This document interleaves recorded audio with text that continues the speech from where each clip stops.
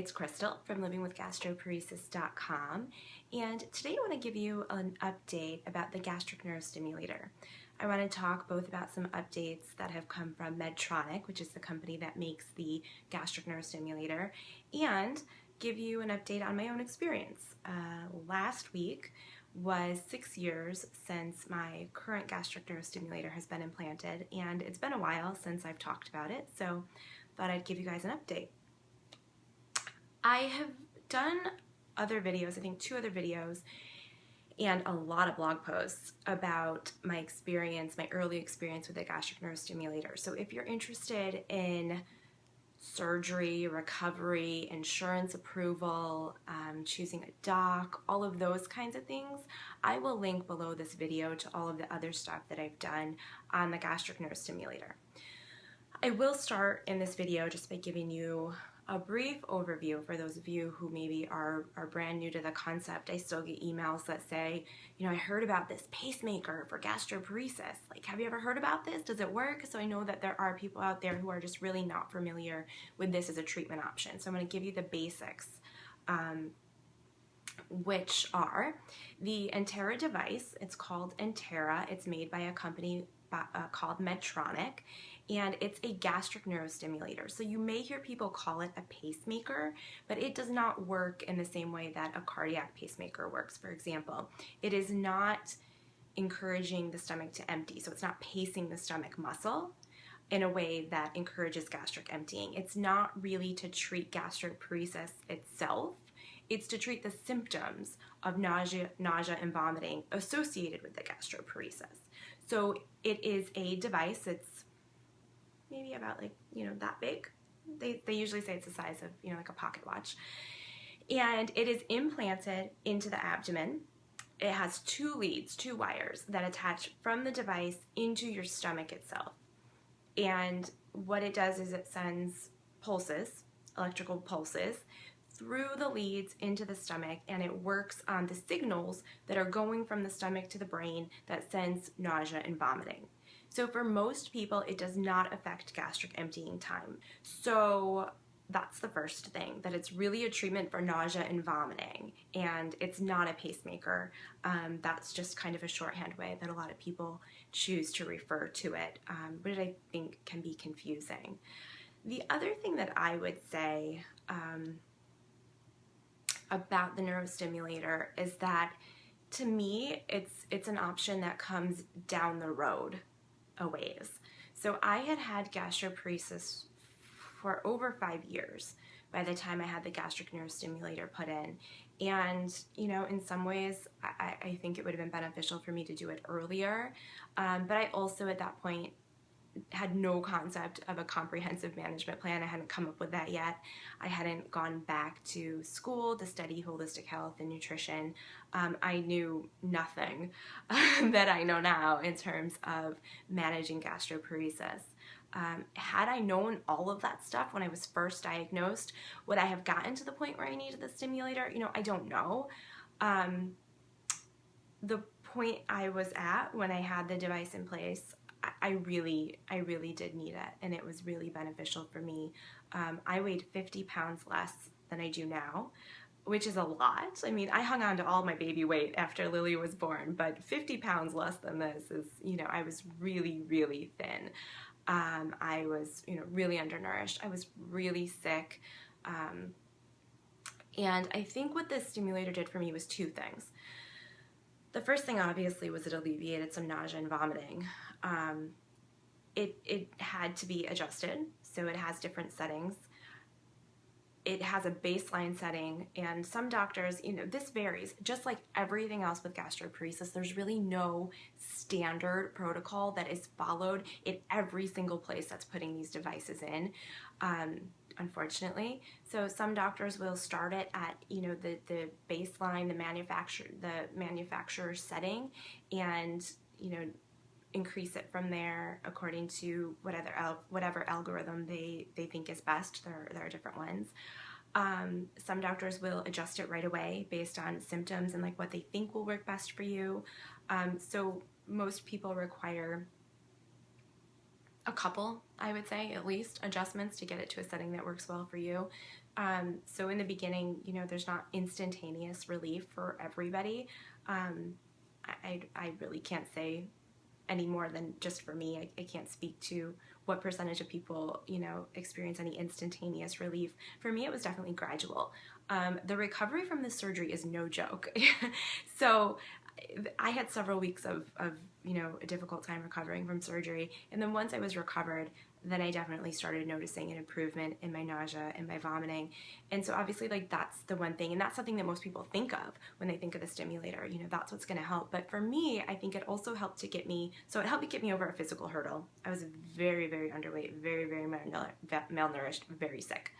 But I think it also helped to get me over kind of like a mental, emotional hurdle, because at that point I had had gastroparesis for, you know, over 5 years. I had been everywhere across the country. I had tried literally every medicine. You know, at that point I was really on a diet and drugs management plan, which I talk about a lot as being not the most effective, you know, not a comprehensive management plan at all. It was all about diet and drugs, and, you know, I was taking 12 pills a day. I had tried every medicine out there for gastroparesis, you know, on label, off label, ordered from other countries, the works. And I was really like depressed and defeated. And I think part of what this was for me was hope. And at the same time that I got the neurostimulator implanted, I went back to school. I started at the Institute for Integrative Nutrition. And I think the combo of the physical help and the mental, emotional help was really significant for me at that point in my life. I think it coincided perfectly with going back to school, with learning, with me creating my comprehensive management plan. I do tell people that, you know, for me, the gastric neurostimulator was a big deal. It was really helpful, but I didn't notice the most significant benefits until I added other parts of my comprehensive management plan. So the gastric neurostimulator is part of my comprehensive management plan, but alone, it was not a full relief.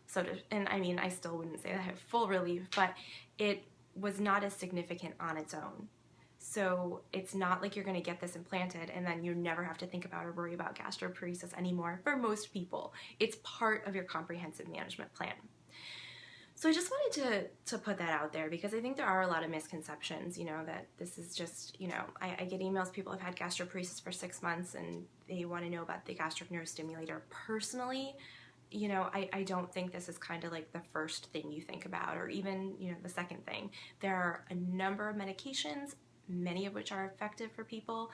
Getting your comprehensive management plan in place, like, truly, I mean, that takes some time, but that can be incredibly effective in combination with drugs. And then, you know, and then if the drugs don't work and the diet doesn't work and the comprehensive management plan, like, just isn't enough, obviously I think this is a next step, and certainly something I personally would consider before any kind of surgery to change or remove organs. You know, that's where I just really caution people to please second, third, fourth opinions.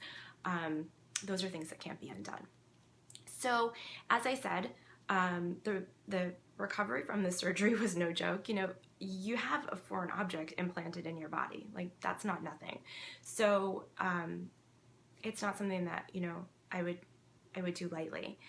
I think I personally have been really lucky. I had a fantastic surgeon, Jim Swain at the Mayo Clinic. They don't implant these at the Mayo Clinic anymore, at least the one in Minnesota. I'm not sure about Arizona or Florida. And Dr. Swain doesn't work there anymore anyway. But I feel really lucky, because there have been people who have had a lot of trouble with their stimulators in terms of pain and placement and even efficacy. So, you know, I think finding a surgeon who has a good track record, and to me, that doesn't necessarily mean the surgeon who's put in the most. There are surgeons putting in a lot of these devices, and they're not going to be effective for everybody. It's just like anything else with gastroparesis. It's not appropriate for every single case, and it's not going to be equally effective for everybody. So you don't necessarily want the surgeon who's done the most surgeries, because that might mean, and again, you know, I'm not talking about the big names that those of you who have done research know about in this field. The guys who developed this device and the algorithms for this device, obviously, you know, they are experts and they know what they're talking about. But I'm just talking about some other clinics and surgeons across the country who do a lot of these procedures, but may not be very discriminatory in terms of who, in a good way, in terms of who they're placing these devices in, and so that may be why they're not as effective as maybe they could be. The other thing is, my surgeon worked with me very closely to find a spot in my body that would be comfortable for this device. The vast majority of the time, I completely forget that I have a device implanted in my abdomen. I felt it during the last trimester of my pregnancy. I felt it when I was very thin, so before I gained some weight after I had the device implanted. I could feel it a little bit more. I still feel it depending on like what kind of waistband is on my pants, if it's a tight waistband. But in my everyday life, I don't even know it's there. And even when I do know it's there, it's never, you know, terribly painful. There are people who have had it put in and have had to take it out because it was so painful. So, you know, I think finding a surgeon is a really big deal, and finding a surgeon who you feel comfortable with and who you think is really going to work with you so that you have the best outcomes.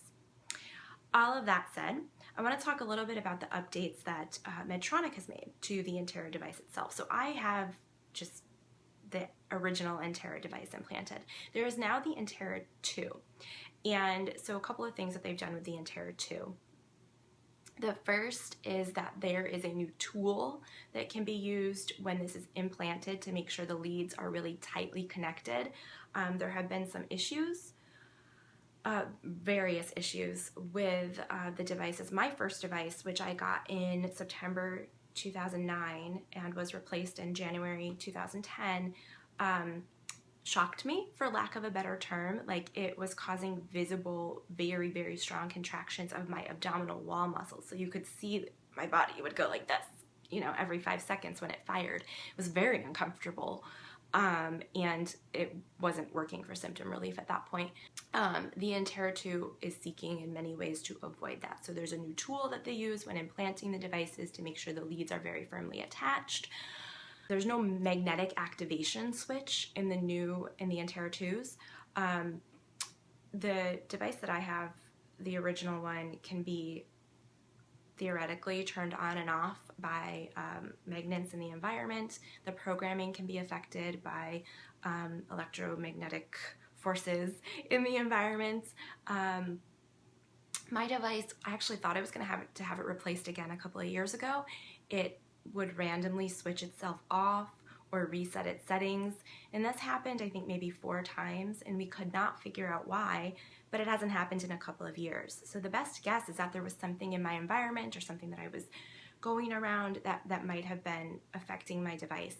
The Enterra IIs are supposed to be better protected from that.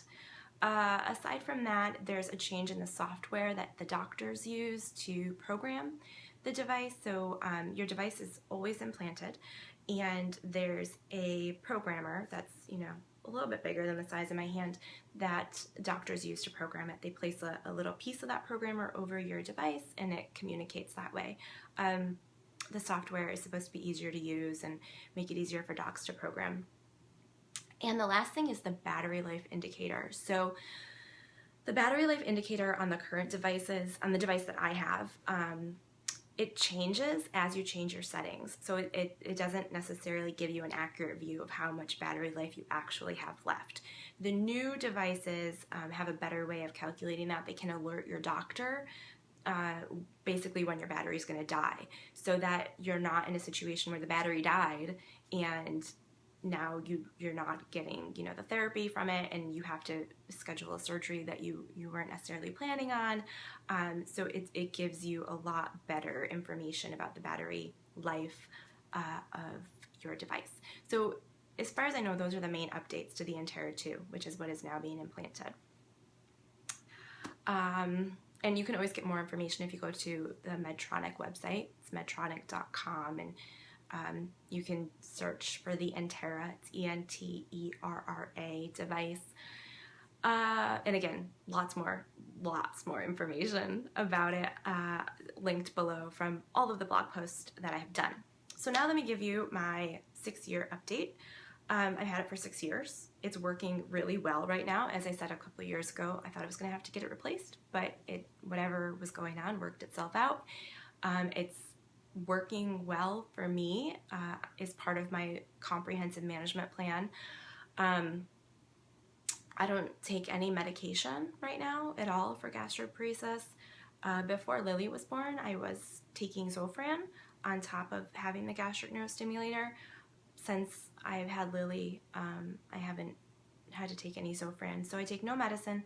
I have the gastric neurostimulator, and then the rest of my comprehensive management plan, which is, you know, diet, lifestyle, habits, stress management, all stuff that I have to pay really close attention to still.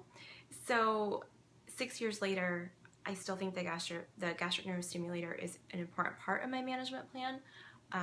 If I didn't have it, would I need to be using, you know, Zofran or another kind of antiemetic?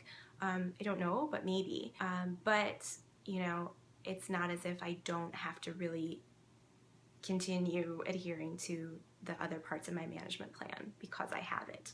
If I start going off the deep end with my diet or, you know, I'm under a ton of stress or something like that, you know, I do get nauseous, which is the main reason that I have the neurostimulator in place. I guess I should have mentioned that back in the beginning. So it works on nausea and vomiting. It's not intended to, and for most people it does not work on pain, fullness, those kinds of things. It's really a symptom management tool for nausea and vomiting. So I just want to be clear about that so that nobody has any false expectations. And again, this is why I think it's so important to be working with a surgeon who's really knowledgeable about this device. And most of the time, a motility doc will be working with the surgeon as well.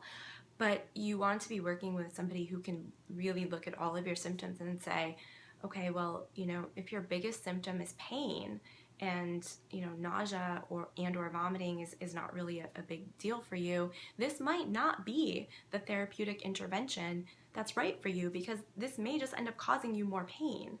And, you know, not the amount of nausea that's going to be alleviated, if it's not even a big problem for you, may not be worth it. So, you know, that's why I really think this is a case-by-case basis. And for people like me who, you know, nausea or vomiting is like your #1 symptom, and the medicines have not worked for you, and you've literally, you know, tried everything, you know, I think that's where it really makes sense and is really helpful for a lot of people.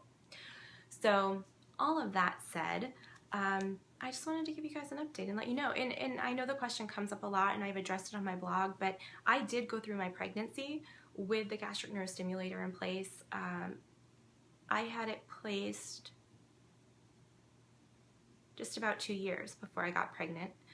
Obviously, I talked with my surgeon, I talked with my motility doc, I talked with the OBGYNs before I got pregnant, and everybody said it was fine. I talked even to Medtronic and you know, talked to them about being pregnant with the device. I left it on through my entire pregnancy at the same settings, and we haven't had to touch it at all. It was on through my pregnancy, and it's stayed on afterwards. I didn't have any trouble with the pregnancy. I haven't had any trouble with, you know, weight gain affecting the device. So I know that comes up a lot, so I just thought I'd put that out there. And hopefully that's helpful. You know, I've had it for 6 years. We don't really know how much longer is left in the battery because we have changed the settings. And at this point, you know, I don't know. The battery life is estimated to be 5 to 10 years, depending on how high your settings are. Mine aren't particularly high. They're kind of mid-range. So my guess would be maybe I have another year, a couple of years on this device. And at that point, I think we go from there and decide what to do next. But that's my 6-year update. I can't believe it's been that long. Hopefully that's helpful for those of you who are considering the gastric neurostimulator. If you need more info, check out the links below. And before we go, I did mention the comprehensive management plan like 20 times during this video. The upcoming Living Well with Gastroparesis group program, which starts March 7th, that's really what that's based on. We have 12 classes and we go through every part of the comprehensive management plan and help you really develop your own comprehensive management plan, help you see which areas maybe you didn't fully understand, you didn't even know were affecting your GI symptoms, how you can integrate them into your daily life. And so we do that over the course of 12 weeks with group support, with online coaching, live phone coaching.